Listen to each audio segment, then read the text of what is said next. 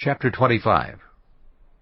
3 days after arriving in the province, Festus went up from Caesarea to Jerusalem, where the chief priests and the Jewish leaders appeared before him and presented the charges against Paul.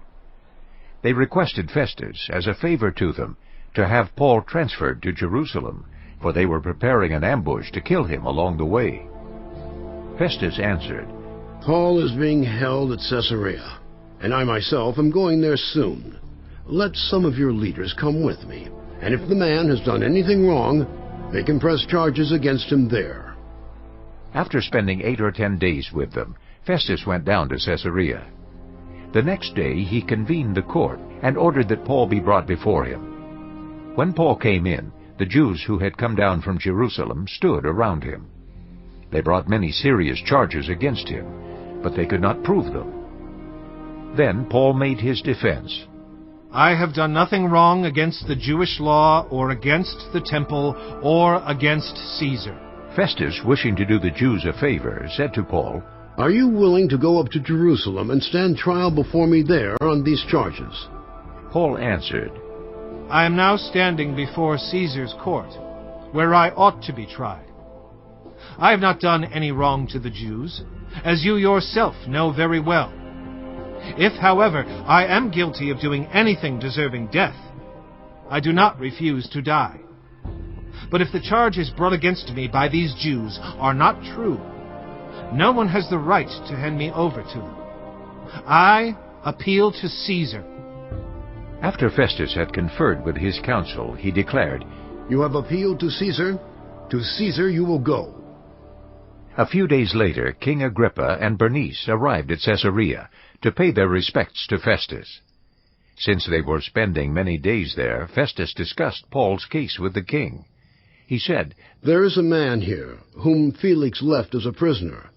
When I went to Jerusalem, the chief priest and the elders of the Jews brought charges against him, and asked that he be condemned. I told them that it is not the Roman custom to hand over anyone before they have faced their accusers and have had an opportunity to defend themselves against the charges.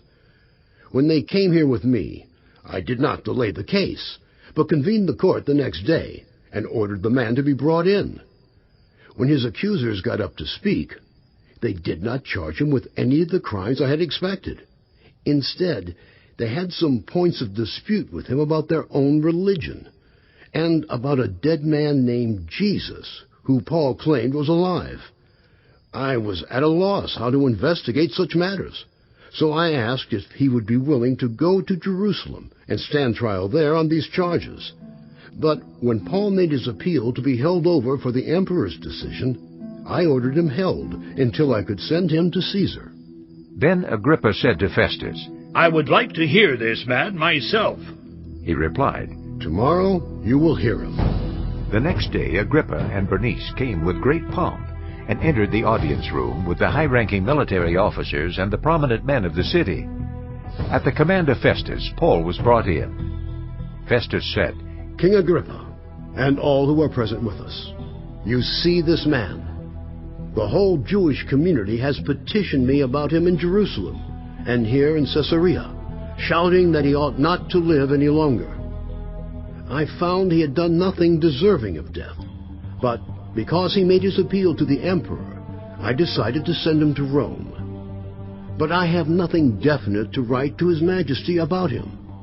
Therefore, I have brought him before all of you, and especially before you, King Agrippa, so that as a result of this investigation I may have something to write.